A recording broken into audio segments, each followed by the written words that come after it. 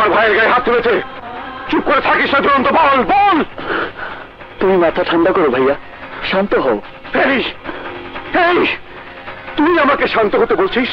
হ্যাঁ, তুই রক্ত ঝরবে আর আমি চুপ করে থাকবো? সত্যি ঘটনা আমাকে বল বলছি, নইলে নইলে আজ আমি নিজেকে রক্তাক্ত করে দেবো। ভাইয়া ভাইয়া ভাইয়া, আমি সব বলছি।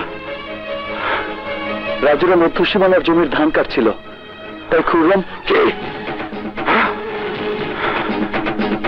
ওর এত বড় সাহস? ও আমার ভাইয়ের গায়ে হাত দিয়েছে। শরীর না, তোরা তৈরি হয়ে নেই, আজ এক্ষুনি খুরমের দেহ থেকে মাথাটা আলাদা করে ফেলবো। দাঁড়াও ভাইয়া, শান্ত হও। খুন খারাপি করে এই সমস্যার সমাধান হবে না। তাহলে তুই কি করতে চাস? আকরাম আর খুররম শয়তানের বুদ্ধিকেও টেক্কা দিয়ে চলে।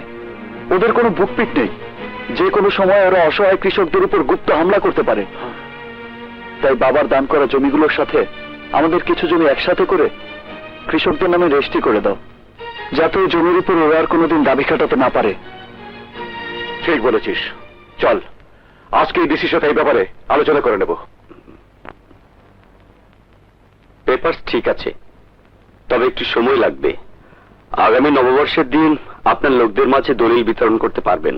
এই ব্যাপারে আপনার সার্বিক সহযোগিতা আমার একান্ত কাম্য। অবশ্যই। এখন তাহলে আসি। আচ্ছা, আসুন। ধন্যবাদ। আপনাকেও ধন্যবাদ।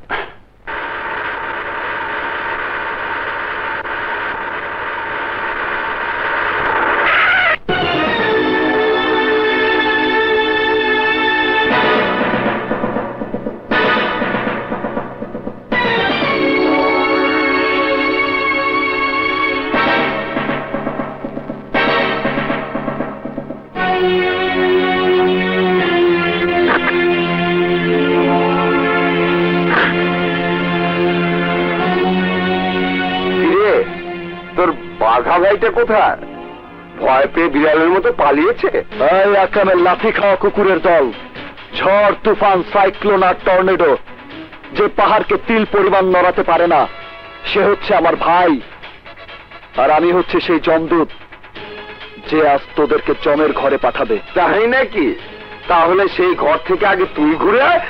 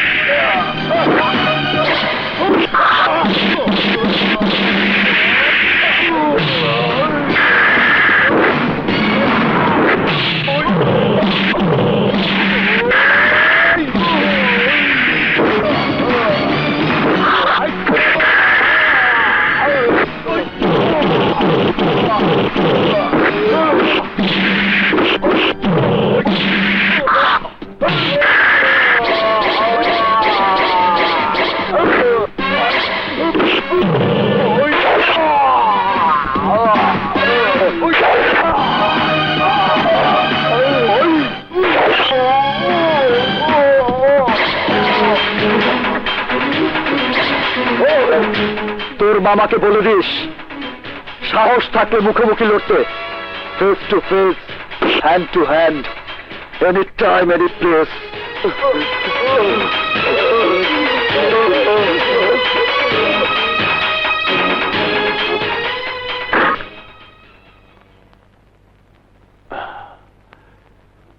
গাড়ি থামিয়েছিলি কেন?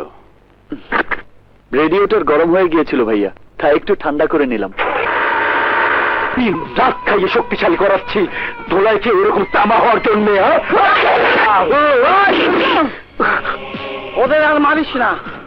এ পর্যন্ত যত ঘটনাই ঘটেছে আমি পরিষ্কার বুঝতে পারছি ওরা তোদের চেয়ে শক্তিশালী। কি? তার মানে আমরা সব গরু বাড়ি? কি গাধার মতো কথা বলছিস? কি গাধার মতো কথা বলছিস? আজ থেকে মেরে ফেলবো, মেরে ফেলবো।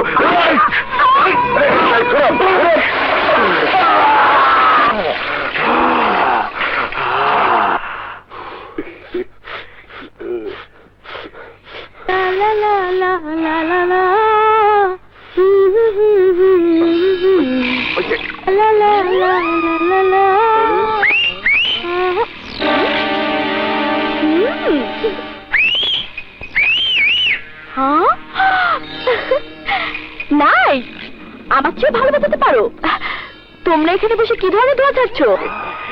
রাজার ধোয়া। হ্যাঁ, রাজার ধোঁয়া? হ্যাঁ, রাজার এই ধোয়া ছেড়ে আকাশে উড়ে বেড়াতো। বলো কি, এ ধোঁয়া ছাড়লে আকাশে ভেসে বেড়ানো যায়? হ্যাঁ, এক টান দিয়ে ধোয়া ছেড়ে দেখুন, যত ধোয়া ছাড়বেন তত ভেসে বেড়াবেন। আমাকে একটু দাও দেখি। এই নিন। কিভাবে টান দেবো? 2 ফিঙ্গার ফাঁক করে ঠিক এইভাবে।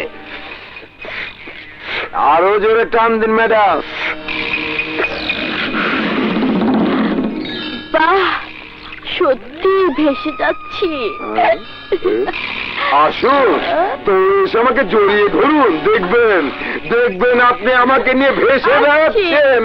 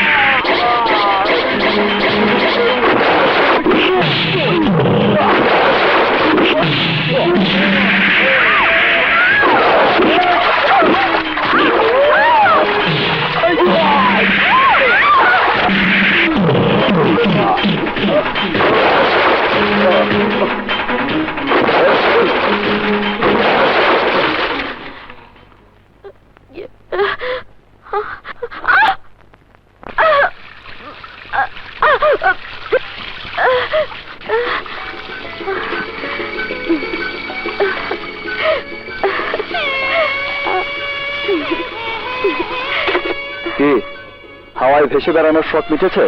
সরি, বিশ্বাস করো আমি বুঝতে পারিনি। বুঝবে তখনই যখন কেউ ওই দেহ মনের 12টা বাজাবে। আগামীকাল তোর মৃত্যুবার্ষিকী, প্রতিবারের মতো এবারও দোয়া কালাম মিলাদ মাহফিল কিছুই করব না।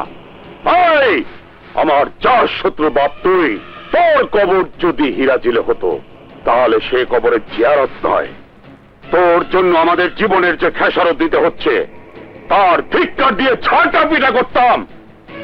তা যখন হলো না, তখন আগামীকাল সিরাজনগরে তোর যে কবর রয়েছে সেই কবর জিয়ারত করতে এসে তোর নাজায়েজ সন্তান দুর্জয়কে মাটিতে শুয়ে দেওয়ার ব্যবস্থা করব।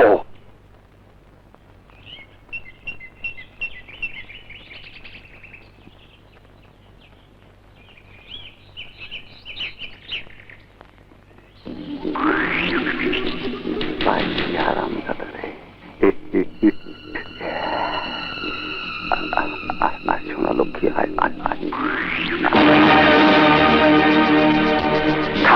খা বক্তি রেখা না, ওই হারামি রেখা। যা যা যা যা যা।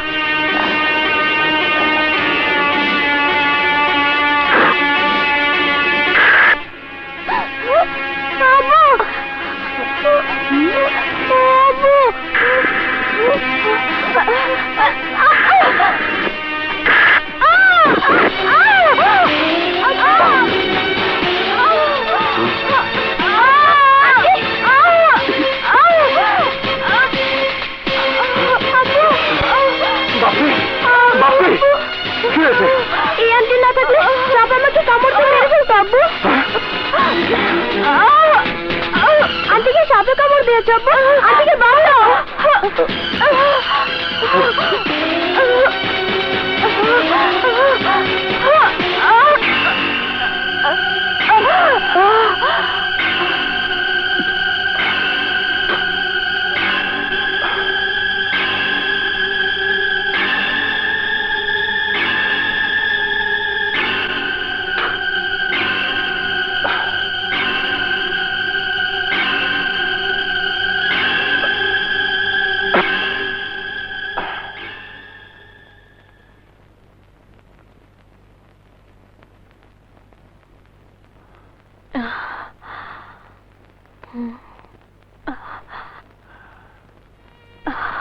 সাহানা, যে বাপের কারণে সেদিন তোমাকে আমি প্রত্যাখ্যান করেছিলাম, আজ তুমি সেই বাপের জীবন রক্ষা করে আমাকে চিরঋণী করেছ। সবাই জানে আমি কোনোদিনই বিয়ে করব না, কিন্তু কেন করব না তা কেউ জানে না।